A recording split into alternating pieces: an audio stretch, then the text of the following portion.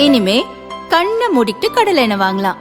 ஏன்னா மந்த்ரா கடலை எண்ணெய் இதயத்தின் தயாரிப்பு. வறுக்க பொரிக்க ஏன் எல்லா சமையலுக்கும் மந்த்ரா தான். மந்த்ரா கடலை எண்ணெய், அபார ருசி, ஆரோக்கியமான உடல் நலம். அக்ஷய திருத்தியைக்கு தங்கமயில்ல தங்கம் வாங்குறது ஐதீகம் மட்டும் இல்ல, தெய்வீகமும் கூட. தங்கமயில் ஜுவல்லரி தமிழகம் எங்கும். அக்ஷய திருத்தியைக்கு தங்கம் வாங்க தங்கமயிலுக்கு வாங்க. பார்லிமெண்டின் சிறப்பு கூட்டத்தொடரில் தொகுதி மறுவரையறை, மகளிருக்கு 33% இடஒதுக்கீடு உள்ளிட்ட 3 மசோதாக்கள் தாக்கல் செய்யப்பட்டன. தொகுதி மறுவரையறை மசோதா மீதான விவாதத்தில் உள்துறை அமைச்சர் அமித்ஷா பேசும்போது, தொகுதி மறுவரையறையால் தமிழகம் பாதிக்கப்படாது என்று உறுதிபட கூறினார். தொகுதி மறுவரையறை தேர்தல் நடைமுறை மாற்றங்கள் குறித்த மசோதாக்கள் தென் மாநிலங்களின் பிரதிநிதித்துவத்தை குறைத்துவிடும் என்ற தவறான கருத்தும் குழப்பமும் பரப்பப்படுகிறது. கர்நாடகாவிற்கு 28 எம்பிக்கள் உள்ளனர். லோக்சபாவில் 543 இடங்களில் 5.15%.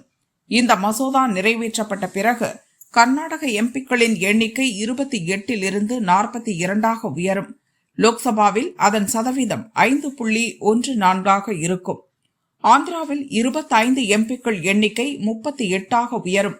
லோக்சபாவில் அதன் சதவீதம் 4.60 4.65 ஆகும். தெலங்கானாவின் 17 எம்பிக்கள் எண்ணிக்கை 26 உயரும். லோக்சபாவில் அவர்களின் சதவீதம் 3.13 3.18 அதிகரிக்கும். தமிழகம் குறித்து பலரும் கவலை தெரிவிக்கின்றனர். அவர்களின் பிரதிநிதித்துவமும் குறையாது. தமிழகத்தில் 39 எம்பி தொகுதிகள் உள்ளன. லோக்சபாவில் அதன் பிரதிநிதித்துவம் 7.18%. புது சட்டம் அமலுக்கு வந்த பிறகு எம்பி தொகுதிகள் எண்ணிக்கை 59 உயரும். லோக்சபாவில் தமிழகத்தின் பங்கு 7.23 இருக்கும். தமிழகத்துக்கு எந்த இழப்பும் இல்லை. கேரள எம்பிக்கள் எண்ணிக்கை 20 30 அதிகரிக்கும். லோக்சபாவில் அவர்கள் சதவீதம் 3.68க்கு பதிலாக 3.67% இருக்கும். ஒட்டுமொத்தமாக 543 எம்பிக்களில் தென் மாநிலங்களிலிருந்து 129 எம்பிக்கள் உள்ளனர். இது சுமார் 23.76% ஆகும். புதிய சட்டப்படி தென் மாநிலங்களில் இருந்து 195 எம்பிக்கள் இருப்பார்கள். அவர்களின் பங்கு 23.87% ஆகும். தொகுதி மறுவரையறை சட்டத்தில் எந்த மாற்றத்தையும் கொண்டு வரவில்லை. புள்ளி கமாவை கூட மாற்றவில்லை. தற்போது உள்ள சட்டத்தையே நீட்டித்துள்ளோம்.